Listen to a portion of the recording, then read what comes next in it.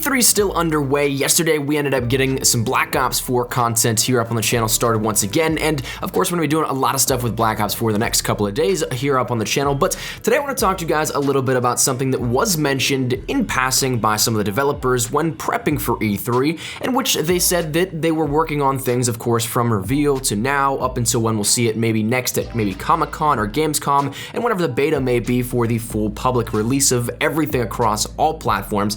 But that's something that they said, of course, development is still progressing on, and though some of these changes may be minute, there were changes nonetheless from the reveal event to where we are now within the E3 build of Black Ops 4. So I personally was lucky enough to get hands-on footage with all of this, so of course I was taking a look at all these sorts of changes. You guys know if you've been up on the channel, I love looking at these sort of things. I'm fascinated by the progression of A to B in terms of development, so this kind of stuff is right up my alley, and I love taking a look at it and giving you guys everything that really changed. So today, though it was tough and we don't have any real guidelines as to literally everything that changed, I want to showcase 6 things that did change for you guys if you were at all interested in seeing that progression from reveal to E3 to, again, ultimately where we'll end up being, where probably at the beta everybody will get their hands on with this. So again, today, 6 things. Let's jump right into it. So one of the first things, and probably the easiest to actually take a look at because you do have record of the numbers with everything, that is the score streaks. So this, we ended up seeing still the same score streaks across the board that we had from reveal to E3. So those, in terms of what we had on offer, didn't change, but the values for each of them did. So some are a little bit easier to get, some are a little bit tougher, but nonetheless, a few of them did change. So for the reveal event, we ended up seeing the UAV being 500 score, the counter UAV being 600 score, the Hellstorm missile being 700 score, the Sentry gun being 800, the Mantis 1000, attack chopper 900, strike team 1100, and the gunship of 1500. Again, not all of these were changed, but a few of them did have a slight adjustment to them. But at the E3 build, we had the UAV for 550 score, which is a plus of 50 score, the counter UAV of 650, that again being another plus of 50.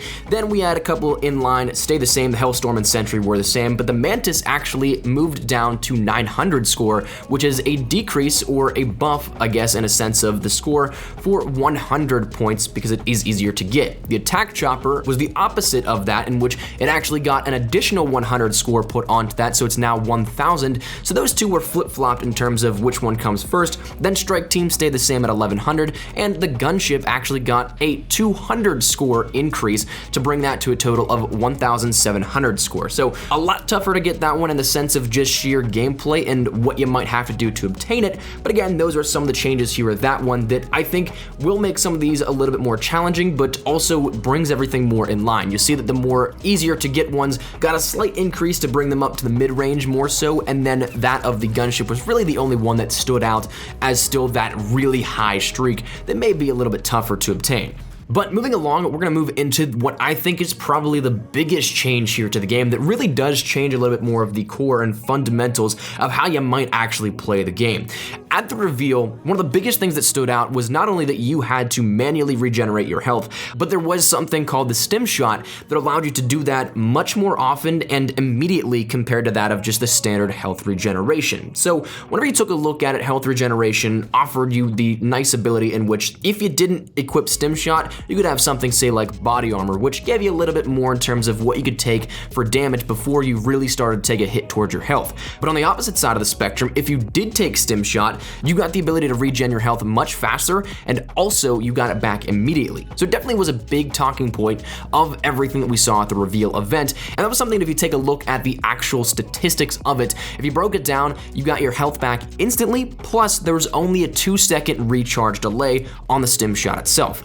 Here in the E3 build, that's a little bit different because you do still get your stim shot health immediately, so you go back from either 1 HP or 149 all the way back up to 150 in the same amount of time, but the difference is that recharge delay. This now at the E3 build is a 9 to 10 second recharge delay, so 5 times longer, and it's definitely something you notice. I know that whenever I jumped into the game immediately, I was kind of expecting to get a little bit of a nerf to stim shot in the sense that it would be a little bit longer maybe on the regen, or the health itself would actually take maybe a second or two instead of just that standard 6 seconds that you had for the standard one. So it was still, again, better than regular regen, but not as good as it was at the reveal. But whenever I jumped in, I thought for a second I actually didn't equip stim shot. but it's just that longer recharge delay on it. So definitely a big change up here. And I think that honestly, this is a decent change because whenever you had Stim Shot beforehand, it was actually insane at how much you could spam it. You could be in the middle of a gunfight, take damage, get instantly back up to full HP, and then also you could, in that same gunfight, take more damage,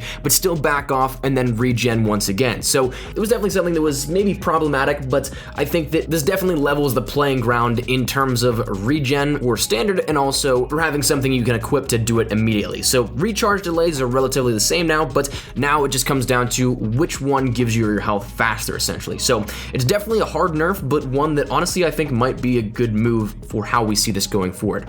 But next up on the list, let's talk a little bit about the other real crucial gear out of the reveal event, that being body armor. Now, we didn't have the statistics to really accurately gauge this because it's one of those things that, again, the body armor is a one and done gear. So every single life you spawn up with it, but after that first gunfight, if it ends up getting taken off, that's done. You don't get it back or anything like that. You can't regen it or you can't pick it back up.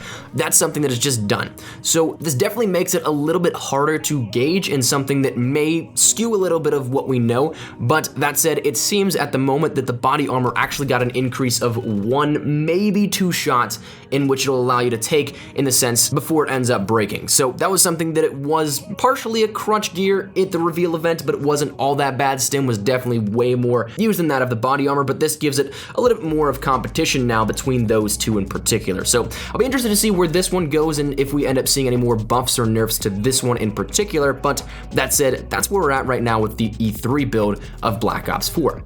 Now, after that, we end up seeing a little bit in terms of the gear itself. Now, this comes down to your things like the barbed wire, the heat core, that kind of stuff that you end up seeing tied directly to your specialist. They end up choosing in-game. Now, this again is very tough to kind of get accurately, simply because there may be factors that depend on each individual specialist, what sort of thing. And one big thing that I found was that the equipment in the sense of, say, grenades, concussions, frags, that kind of stuff is definitely faster than that of your specialist tied things. So it comes down to each individual might actually have some slight tunings here and there, but ultimately when it came down to it, the reveal build of the gear recharge was right around a 1 minute and 15 second recharge. So it was about 75 seconds before it could reuse whatever it was you were using. Once again, if it may be that barbed wire, the cluster grenade, the 9-bang, the reactor core, the bigger use things were primarily right around that 75-second recharge mark. However, in the E3 build, that seemingly for the comparable things that, again, they were the larger end of the spectrum,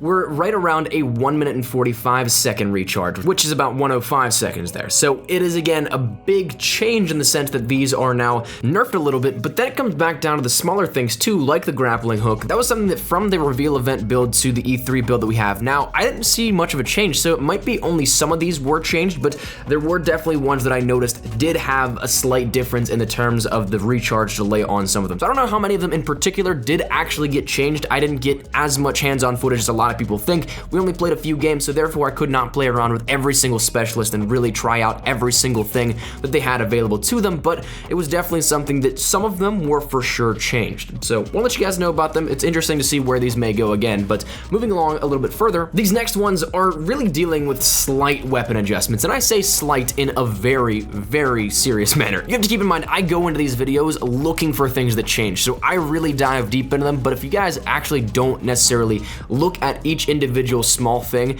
you might not notice them. So this one in particular, one example is that of the Titan LMG. So the former extended mags belt size for this with ammo was 95 shots. The E3 build had the extended belt size for ammo of 75, so a decrease of 20 there, but again, these are very minor things that you really have to pay attention to, and 90% of the player base probably won't ever actually look at these or ever know about them. So there are things that changed, yes, but in that sense, it's not necessarily all that much. But again, slight weapon adjustments were made from the reveal to E3, but that said, moving into our final thing, this really comes down to a little bit of what I believe to be a change. Again, this all comes down to very tough things to calculate simply because not every single specialist is available for the playtime that we have, in the sense that we can't get our hands on and footage of everything to test it out, and we also don't sit there and do nothing the entire times. So that said, this being in relation to the potential specialist charges themselves. So if you have, say, your Fire Break, and you have your Flamethrower, you have Ruin in your Grav Slam, you have Seraph in your Annihilator, those things, the bigger ones that of course are that specialist tied weapon and more deadly thing, this seems like there was a slight adjustment to the charges as well. But again, looking at it, it's tough to gauge. I'm really just going off of timestamps and whenever I end up getting them compared to how easy they were to obtain at the reveal event. But the big thing that it comes down to is that we can't accurately gauge it because everything we do affects that and how quickly you get it. If you get a kill, if you hop on the hard point, that sort of stuff will then increase that ever so slightly. So it's not something where we're just sitting there doing nothing and we can really time out each individual one. But that said, it seemed like some of these were adjusted, but again, that's more so on the speculative side. But that really comes down to all that I ended up finding within the reveal event to E3 and where we are now with some of these changes. So that said, love to get your thoughts and feedback down there in the comment section down below.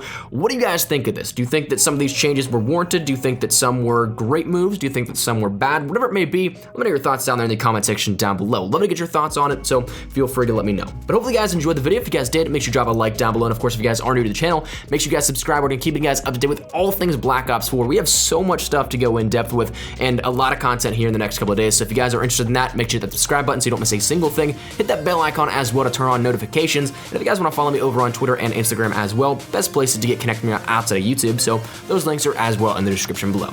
But all that said, out of the way, hope you guys have a fantastic day. Mine's been Espresso. Thanks so much for watching. Take care and peace.